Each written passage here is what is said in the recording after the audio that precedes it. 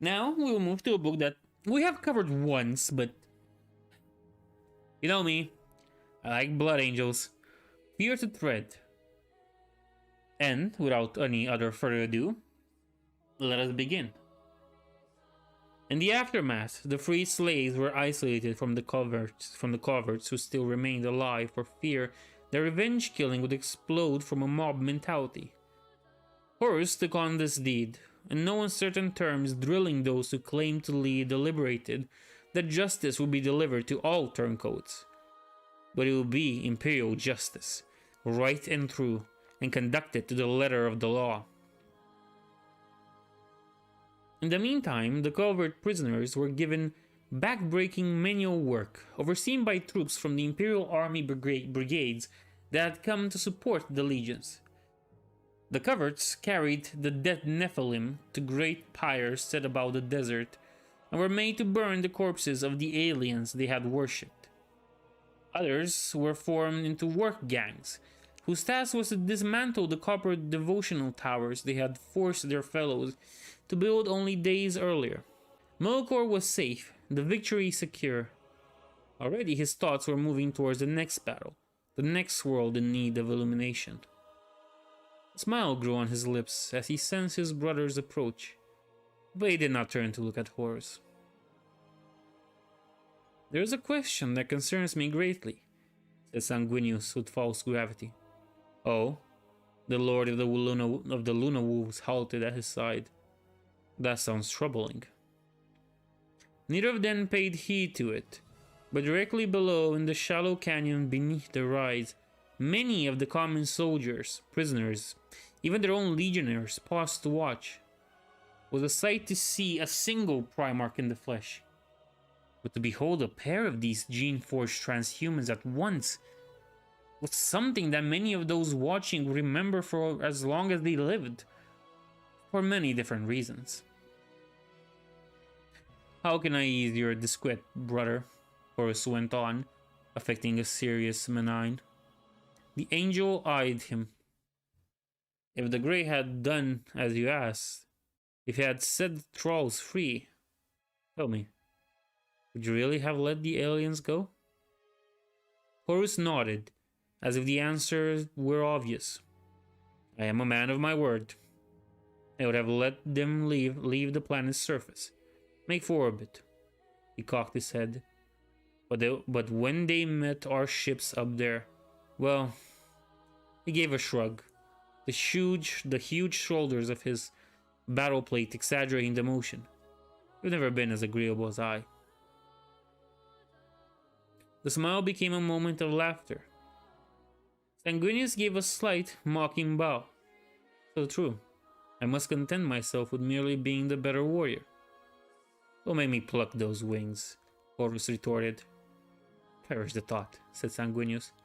"Without them, I'll only be as handsome as you are." "That would be tragic," Horus agreed. The moment of levity passed, and in the next exchange, they are gone from the easy humor of a pair of siblings to the manner of two allied generals. "What ships have you chosen to remain to administrate the compliance?" Horus rubbed his chin. "The Sword Argus and the Crimson Spectre, I think. Their army platoon can garrison here. Make sure the Nephilim cult is dead and buried. If all goes well, they will disengage and reconnect with my expeditionary fleet in a few months." The winged Primarch glanced up in the sky. "I fear we have not seen the last of these creatures."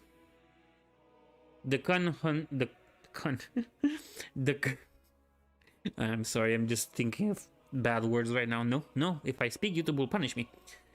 "The Khan hunts their birth world even as we speak. He will finish what we started here today."